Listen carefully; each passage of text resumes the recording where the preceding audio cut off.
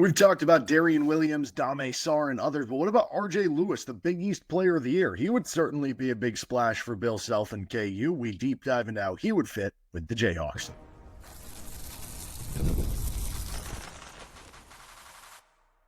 You are Locked On Jayhawks, your daily podcast on the Kansas Jayhawks. Part of the Locked On Podcast Network, your team every day. What's going on? Derek Johnson here. This is Locked On Jayhawks. Thanks for making it your first listen every day. Thank you to everydayers catching each and every episode of the show. You can find it anywhere you get your podcasts, also on YouTube, where you can like and subscribe to the show. And on today's edition of LOJ, we're breaking down another possible transfer portal target for Bill Self and KU basketball. RJ Lewis, the Big East Player of the Year. I guess Norm Roberts, former St. John's head coach, retired so that Kansas could have a chance of bringing on a different St. John's guy in RJ Lewis. But he's going through the draft process. We'll get into how he would fit with KU, where he sits among other targets like Darrion Williams and Dame Sarr and so forth. We'll also get into the latest news going around with KU Athletics as well. Today's episode of the show is brought to you by FanDuel Sportsbook. Right now, new customers can get $200 in bonus bets when your first $5 bet wins with FanDuel. Okay, so RJ Lewis, he is a wing from St. John's. Before that was at UMass, and he's one of the best players available in the portal. Now, the flip side to that, similar to what's happening with Darrion Williams and Jameer Watkins and a lot of these other, good players that are still left in the portal, they're going into the NBA draft process right now. And in the case of Lewis, he, just like Darrion Williams, has been invited to the NBA Draft Combine. 75 invitees. There will be some more that make their way up from the G League Ignite Combine, but he is one of those 75. Now, that doesn't guarantee that you're a drafted player, because that's 75 players. Let's say it's 80 with the G League guys. There are only 60 draft spots, right? And beyond that, sometimes guys go to the Combine and NBA teams, sometimes NBA teams are going to take a guy who's in the G League Combine above a guy who's in the NBA Combine, but they don't want him getting up to the NBA Combine. So because it's based on votes and rankings and stuff from, scouts and GMs and stuff like that, because they feel like they have a good secret on a guy, and they're like, we don't want other teams to see how good he is. So even though he's in the G League Combine, I would take him above him. So it's not as easy to say as, that means he's really close to being drafted. Maybe not. But in the case of Lewis, I've seen him a little bit lower on draft rankings than like Darrion Williams. So maybe the chances of him going pro is a little bit less. Maybe that makes him more of a possibility. It feels like there's been some noise with KU and Lewis, but it feels like there's been less noise than, say, Darrion Williams in Kansas versus Lewis in Kansas. And to me, that makes sense. We're going to get into why specifically, but to me, I do like Williams a little bit more than Lewis, though they are kind of similar in a couple ways. So let's get into it. Lewis, a 6'7", 215-pound wing. You can play him at the 3 or the 4 position. He'll be a senior this upcoming season. Again, UMass, then St. John's, and now in the portal again. 18.2 points per game for St. John's this season. That was the team that won the Big East. They won over 30 games this season, made it to the second round of the NCAA tournament, got a 2 seed. He also 7.2 rebounds per game, so good rebounding numbers there. Obviously, very good production, enough to win Big East Player of the Year. 2 assists per game, 1.4 steals per game, 0.6 blocks per game. Shot almost 44% from the floor, shot 33.6% from 3 on almost 4 attempts per game.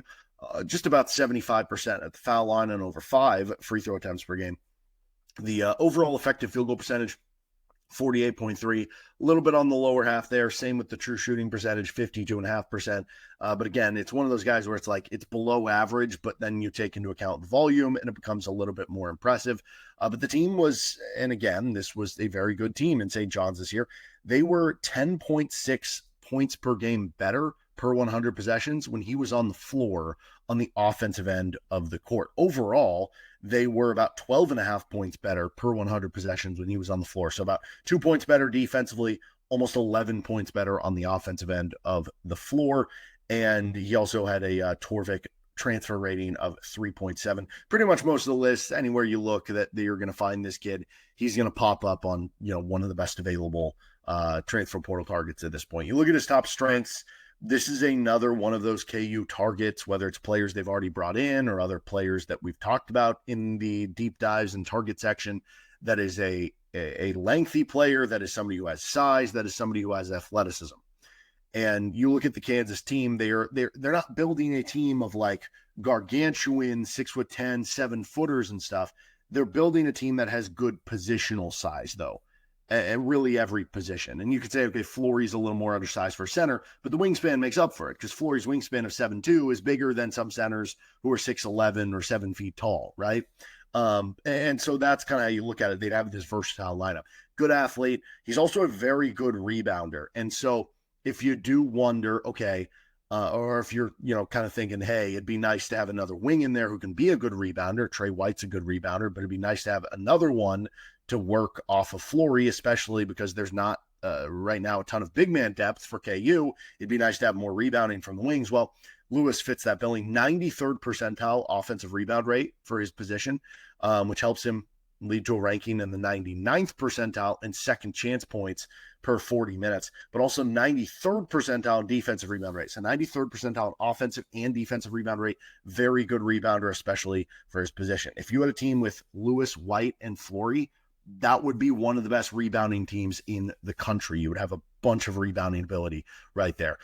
Defense, I think, is a strength for him with Lewis. I mean, St. John's was the best defense in the country, or I should say one of them. I guess it depends where you look. I think entering the NCAA tournament, they were the number one defense on Ken Palm. I think Houston finished there after their tournament run. I could be wrong on that. But either way, St. John's was in the running. They finished number 2 in the country in defensive efficiency on Ken Palm. And he was obviously a big part of that. 89th percentile for his position and block rate. So gets active there. 72nd percentile in steal rate. Some of that is a little manufactured in how Rick Pitino plays defense, where they're, pressing at times and they're playing full court man-to-man defense. But like overall, that means an 88th percentile Hakeem rate. And what is even more impressive to me is that this isn't a guy who's just racking up blocks and steals, but he's hacking other guys. 87th percentile for personal foul efficiency. That basically means the rate of blocks plus steals you get for every time you foul. So it's like, some guys are really good shot blockers as centers, but they also foul a lot, right? And so you're not going to have good, block per foul efficiency. Not the case with Lewis. He's getting blocks and steals, and he's avoiding fouls in doing so. So a good defender on a good defensive team. He also gets to the free throw line, 67th percentile, so solid in free throw attempt rate. But what's interesting to me is the team's on-off rating for free throw attempt rate goes up a huge amount when he was out there. So the individual number of 67th percentile doesn't do justice just how much he changed the team's ability to get to the free throw line when he was out there. And that would be something Kansas would hope for. He also scores on the interior well, 97th percentile in paint points per 40 minutes. He shot 63.4% within 4.5 feet of the rim, which was in the 69th percentile there. And I think just overall impact is a strength here. I mean, again, he was the best player on a team that was basically the best team in their conference, was a 2 seed that won 31 games. The team overall was 12.5 points better per 100 when he was on the floor, better on offense, better on defense. They shot an effective field goal percentage, almost 2 percentage points higher when he was on the floor. They had a 3% higher offensive rebound rate when he was on the floor. They turned it over less when he was on the floor. They got to the free throw line about 5% more often when he was out there. They also forced a higher turnover rate and fouled less. They're better, just like everything, when he was on the floor. So this is a very impactful player. Now, what are the questions surrounding him? Like I said earlier, he's not the most inefficient player in the country, but he's not an efficient one either. And as I've kind of talked about, that is sometimes the load you bear as the top player on a team, especially in the case of St. John's, which even though they were a great defensive team, they were outside the top 60 on the offensive end. And so you end up with a team who couldn't shoot threes well, didn't space the floor well, and you had to be the top option and take the tough shots in the half court. Most of St. John's proficiency on offense was doing it in transition or getting it, off a turnover and scoring easier there. In the half court, he kind of had to be the guy. They didn't have a lot of options. And I've done this before where we compare like a player's efficiency numbers to Jalen Wilson, his last year at Kansas when Wilson was a first-team All-American, in the sense of, okay, again, like it's not as simple to say like, oh, your numbers aren't as good, because if you are the top option and you have some of those things going against him that I just mentioned, it's going to lower your efficiency numbers. And so what did we mention? We said almost 44% for Lewis. Well, Wilson was 43% his last year at Kansas. Lewis was 33.5% basically on threes. Wilson was 33.7% on a little bit more volume than Lewis. 5.5 free throw attempts per game and almost 80% for him. Lewis was a little lower in percentage in the mid 70s, but the free throw attempt rate is very similar. And rebound a little bit better for Wilson, but Lewis stacks up similar in the rebound, assist, and block column, and then Lewis gets you more steals per game. So there are some comps there, and I think some similarities that you can make just in terms of the output there. But again, the big difference is that Lewis was just 15th percentile in points per possession in isolation. That number, again, is lower than it should be, because everybody knows the ball is going to be in his hands on a bad half-court offensive team. There's not a lot of spacing, so it's going to be more difficult. But I do think Wilson was like a better isolation scorer, I would say, than what Lewis is. But leaning into that specifically, Lewis is not the best shooter, but again, he's not bad. He's 15th percentile for his position in three-point attempt rate, but 54th percentile in three-point percentage. Slightly above average in percentage, but a bit lower volume there, although that's comparing him to maybe more guards. If you view him as more of a four, the three-point attempt rate looks a little bit better.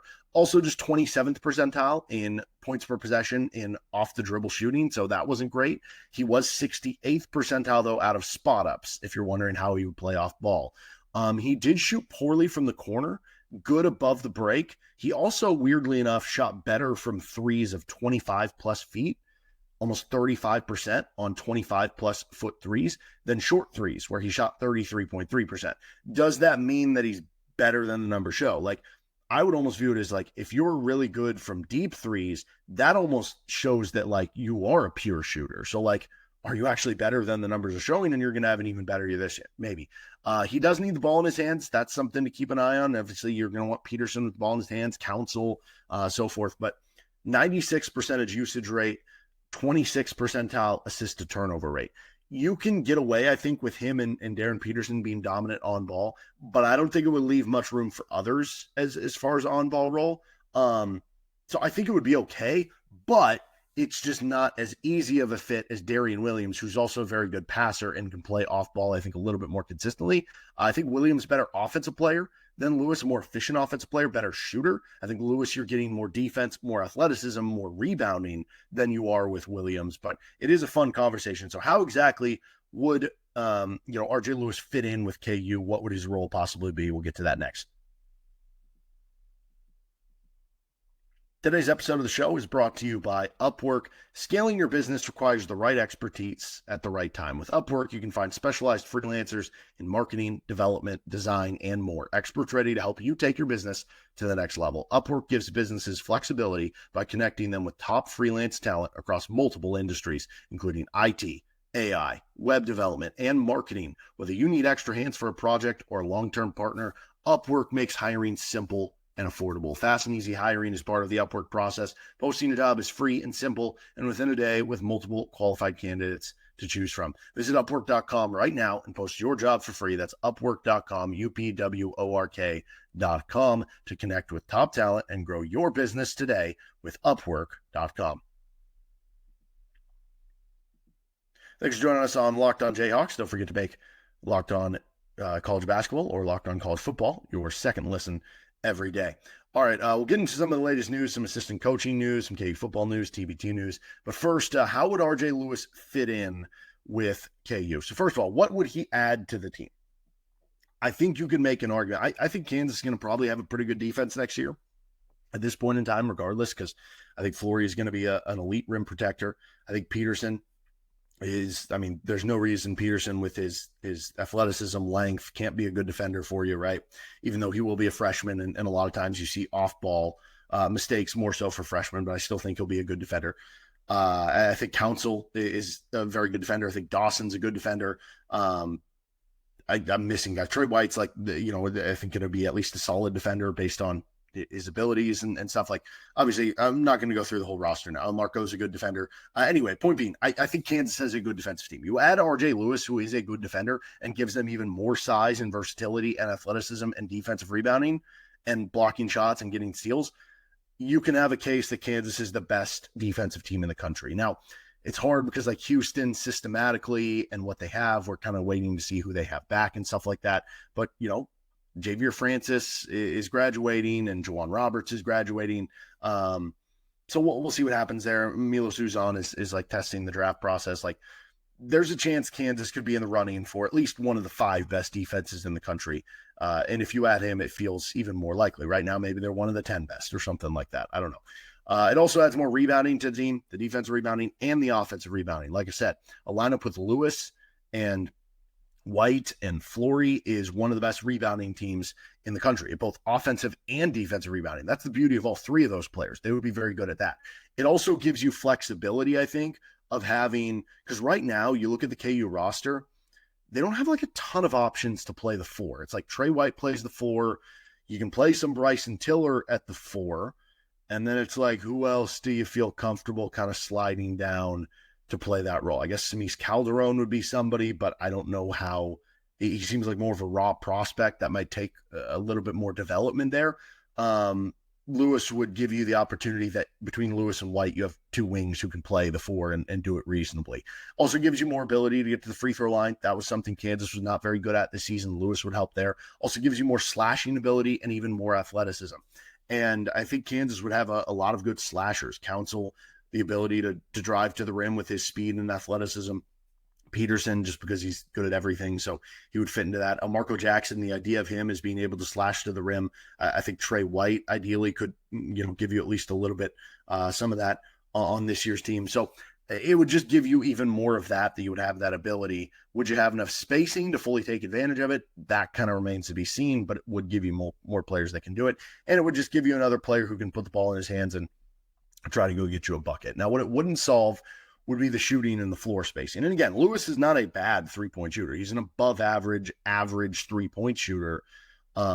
It's just, are you at a point right now with your roster build where you need more than just an average shooter, right? Do you need a good shooter? Do you need a great shooter to kind of add? Now, what's interesting, if you make that, I made the comparison with Darrion Williams, so I think I'd prefer Williams, but again, I'd still be very ecstatic with RJ Lewis. I think it's an interesting comparison if you compare it to Dame Sarr, because Sarr is more of this prototype, a player who is a wing, who is very athletic. And now Sarr did shoot like over 40% from 3 this past season, but it was very small volume. And so that one is one of those where it's like, you don't know. You could get 38% from 3 from Sarr. You could get 28% from 3 from Sarr. That kind of is a mystery. So that would be kind of an interesting comparison between the 2 there. I think Sarr maybe has a little bit more speed than Lewis. Lewis maybe more proven at the collegiate level, maybe more ability to show the rebounding and, produce again at this level, but it wouldn't solve that. It also wouldn't solve KU's backup big man problem, but that's not going to be solved by this addition regardless. How he'd fit in, I think he'd obviously be a starter. To me, he'd be the second best player on the team with Peterson and him, and then Flory would be right there as well.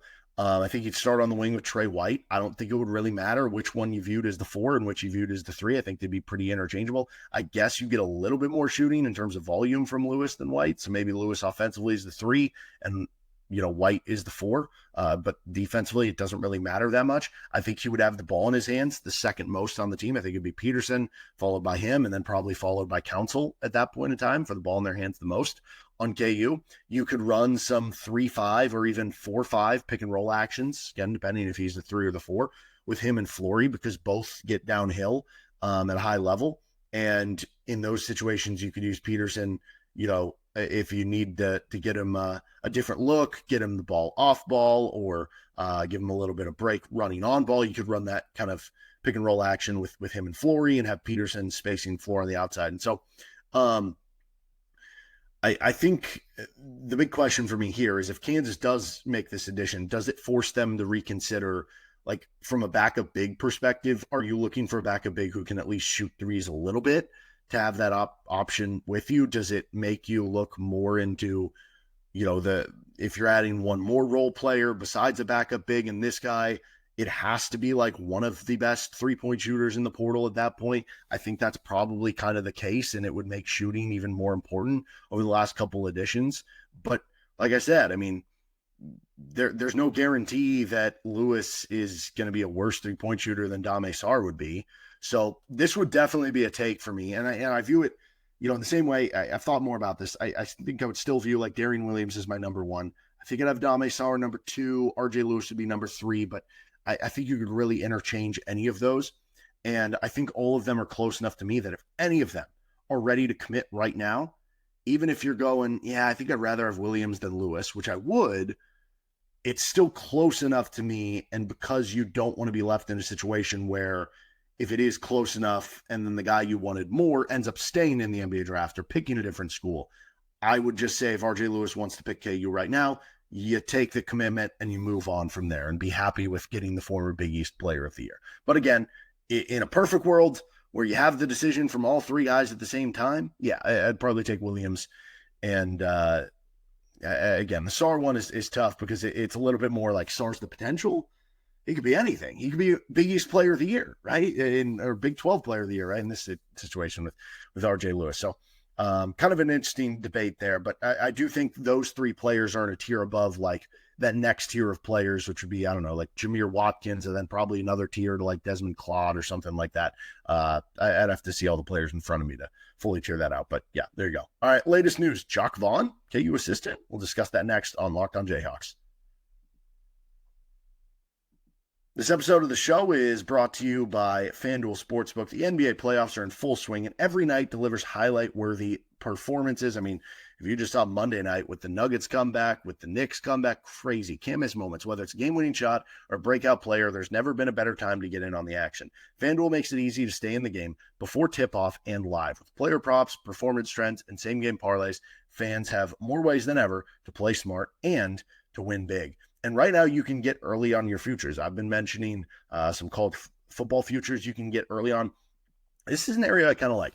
You can get early on Kansas to win the national title at 17-1. Most years at this point in time, like Duke is the favorite at plus 850. Kansas is going between 10, 12, maybe 14 to 1 odds. And I understand why it is that way right now because the roster is incomplete. But if you believe that Kansas is going to add another big player, whether it's Darrion Williams or Dame Sarr or an RJ Lewis or one of these good players, then those odds are going to end up being 12-1 or 14-1 if they do add that player. So you can get in early on that now. And if you're new to FanDuel, it's the perfect time to sign up. Head to FanDuel.com and place your first $5 bet. If it wins, you'll get $200 in bonus bets. Make every moment more with FanDuel, official sports betting partner of the NBA and the Locked On Podcast Network. Thanks for joining us on Locked On Jayhawks here. All right, latest news. So apparently we talked about, and thank you to Everydayers if you already caught it. If you didn't, go out and check it out. The Norm Roberts retiring episode, we talked about possible replacement assistant coaches. And one of the names we did bring up was Jacque Vaughn. And we weren't totally sure, like, would he actually entertain that? He's a former, like, NBA head coach. Would he be willing to be an assistant coach at the collegiate level? And maybe from his perspective, he'd be interested in, hey, can I get my foot in the door? And if I do well enough in this specific role, do I have a shot at a head coach in waiting thing? Or maybe he's just, because he didn't have a job this past year, got let go by the Nets the previous year, just sat out a year. Maybe he's like, I just want to work and I'll just take a year or two of an assistant coach here and then we'll see what jobs lie from there. I do find it interesting, though. I've always heard that the KU athletic department very much would consider him for the head coaching job when Bill Self does retire, and thinks of him very highly, which obviously makes sense. He's been a head coach in the NBA, and even though it hasn't been the most successful in the NBA, he still was a head coach in the NBA. And I think about it this way.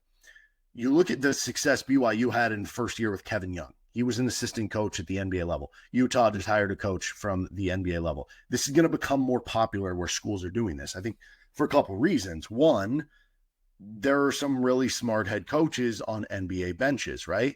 And even if you are a head coach, the thing about getting fired from an NBA job is sometimes it's not about that, you just didn't know basketball. Sometimes it's just that the roster let you down or that you started to sell. Kevin Durant asked for a trade, which is what happened to the Nets, right?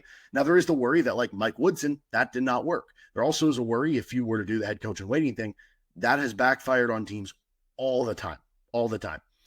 The positive of it would be, hey, if you want, Jacque Vaughn to be and I'm jumping a level. There's a difference between assistant coach and head coach in waiting. From an assistant coach level, it would be a home run, right?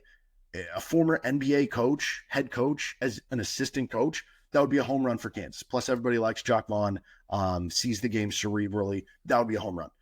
It's a different conversation with the head coach in waiting. And like I said, I would rather go externally. You don't have to get somebody with Kansas ties. Go out and get a Nate Oates. Go out and get a, whoever, Tommy Lloyd, whatever, Todd Gold, whatever. Go out and get those guys. But from an internal coach hire, and if you are going to keep it in the Kansas bloodline, he probably does make about as much sense as anybody because of the fact that, okay, he does have NBA head coaching experience. Now these college head coaching jobs, for a while, it was like, if you're bringing the guy down from the NBA, we sure that's going to work because they're going to have to learn how to recruit and yada, yada. With the way things have gone now in the transfer portal, everything is like free agency. Everything is money-based. It is like you're dealing with agents and you're dealing with, player movement. You're almost better equipped for it, and you're almost better equipped to be like, yeah, I know what guy I should hire to be our GM because I have these connections to NBA scouts or whatever it is, right? Like, you can make it work. And if he's going to play the style of play he played in college, which was under Roy Williams, which objectively is a very fun style of play, because that's something I've said too. Like, it wouldn't hurt either if your next head coach after Bill Self is like, do you really want to be playing Tony Bennett's slow style of basketball? No, like, it's entertainment. You want it to be up and down. And I don't know. I guess I don't hate it is what I'm saying. If it's the head coach in waiting, I would prefer opening up to elsewhere. But just from an assistant coach perspective, if this is something that is real, home run as an assistant coach. And the head coach in waiting thing, we could have that conversation down the line if that is something that would be of interest, because I think some pros and cons. But just from an assistant coach perspective, if they can get it done, would be an absolute home run for KU. Also, some other quick news by Job, the former KU defensive end. He picks Miami of Ohio. And that should kind of tell you everything you need to know, that the reason he left wasn't about money or this or that. He wanted more playing time. And I don't blame a kid, right? He was probably looking at being in a battle for the second string, and Kansas was going out to the portal and being active and trying to bring defensive ends, which they eventually did. They got one from Illinois. So he might have been looking at being the third string on the depth chart this year, and he wants to get playing time. So, you understand him doing that, and more power to him for, hopefully he blows up in the MAC, and then he has a good enough year where, he goes from Miami of Ohio to Kansas, and that's worked out before where they've brought a productive defensive end from Miami of Ohio, right?